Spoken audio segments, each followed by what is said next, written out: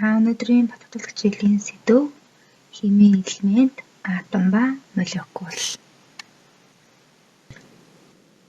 Зурагт бидний сайн мэдэх зис аяг харагдаж байна. Энэ зис аягийг юугаар хийсэн юм бол мэдээж зис аягийг зис гэдэг элементээр хийсэн. Энэ зурагт зисийн жижиг хэсгүүдийн хөдөлгөөн харагдаж байна. Энэ жижиг хэсгүүд нь маш эмгэгцтэй байрлаж байгаа учраас энэ маань хатуу төлөвтэй байх нэ. Энэ нэг жижиг хэсгийг нь бид нэр атом гэж нэрлэнэ. Химийн бүтээг бүрдүүлэгч цаашид үр хуваагдах хамгийн жижиг хэсгийг бид нэр атом гинэ.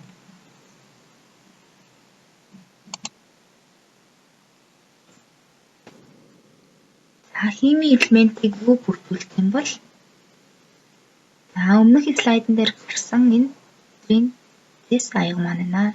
Энэ зис аяг эсээр хийдэгсэн зис маань хатуу төлөв байдалтай жижиг хэсгүүд нь маш эмгэгцтэй байрласан. Бид нар энэ жижиг хэсгийг нь атом гэж нэрлэдэг гэсэн.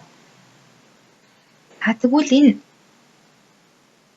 элемент маань зис гэдэг элемент маань атомоос тогтдог юм байна.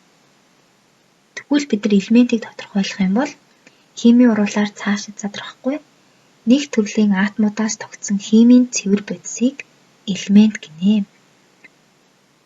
Тэгэхээр энэ зис аяг маань маш олон тооны жижиг хэсгүүд буюу атомудаас тогтдог байна.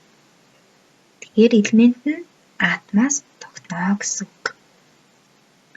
Энэ зурагт острогчийн атом буюу острогчсан элемент маань харагдаж байна. Нэг острогчийн атом бас нэг острогчийн атомтай холбогдож эндээс острогчийн хоёр атомд молекулыг үүсгэсэн байна. Тэгэхээр нэгэн төрлийн хоёр эсвэл хэд хэдэн атомууд хоорондоо холбогдож молекулыг үүсгэнэ.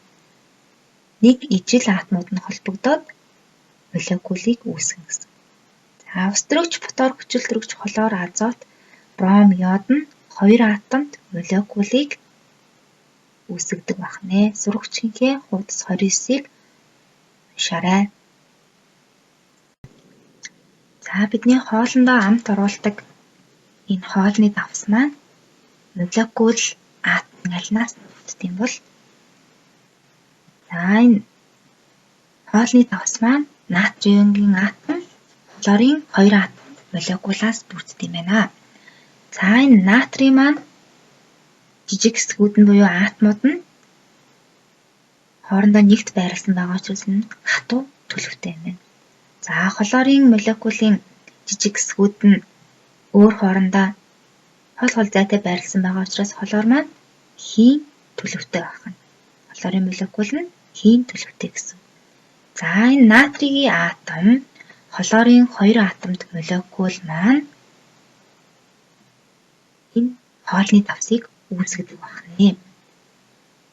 Тэгэхээр энэ хоолны давс маань нэгдэл болчлоо гэсэн.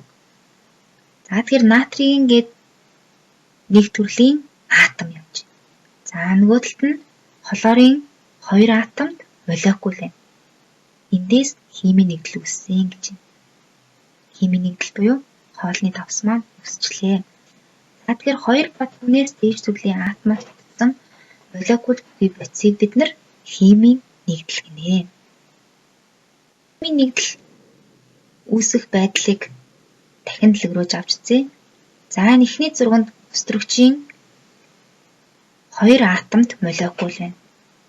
Хоёр ширхэг острогч харагдаж байна тийм ээ. Тэгэхээр энэ маань хоёр острогчийн атом болно гэсэн. Тэгэд хоёр острогчийн атом маань молекул болно. Хоёрдугаар зурагт хүчилтөрөгчийн хоёр атомд молекул харагдаж байна. Тэгээ эндээс бас гисэн химийн нэгдэл үүсэж байна.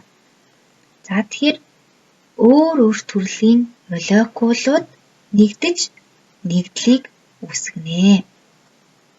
Энэ саяхан үүссэн химийн нэгдэл маань хоёр төрлийн шин чанартай. Пинцгийн шин чанартай юу яах вэ гэхээр төлөв байдал. Төлөв байдалтай 2 ширин хий билүү. За энэ нэр нягт цэлгаан дамжуулах чанар хайлах батлагцыг сүүлсэн чанар зэрэг нь физикийн шин чанар байна. За химийн шин чанар юу вэ гэхээр химийн нэгдэл өөр бодистой харилцан үүсгэнэ. За жишээлбэл бид нар төмөр утсыг laan дээр байлаа, эвхэн дээр байлаа. Тэгэхээр шатаад хар утсаа болдог тийм ээ. Тэгэхээр энэ химийн шин чанар болдог байна. За эндээс дүгнэх юм бол бодисын жижиг хэсгээс тогтох ба тэдгээр жижиг хэсгүүдийг атом гинэ. Атом нь химийн нэгдлийг үүсгэнэ. Химийн элементийг үүсгэнэ. За нэгэн төрлийн хэд хэдэн атом нийлж молекулыг үүсгэнэ.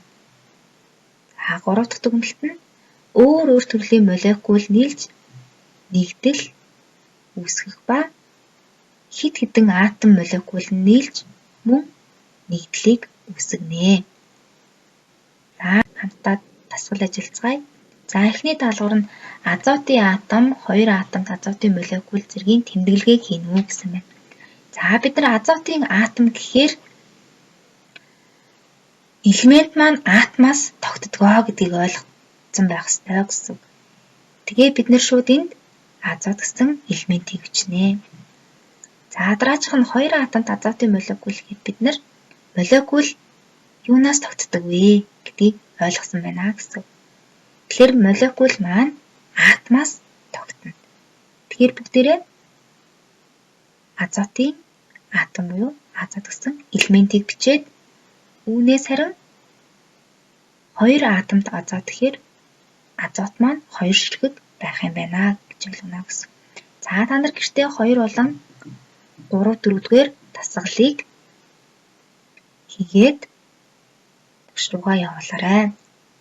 Тэрийг хамгийн ихэнтэй хэлцгээе.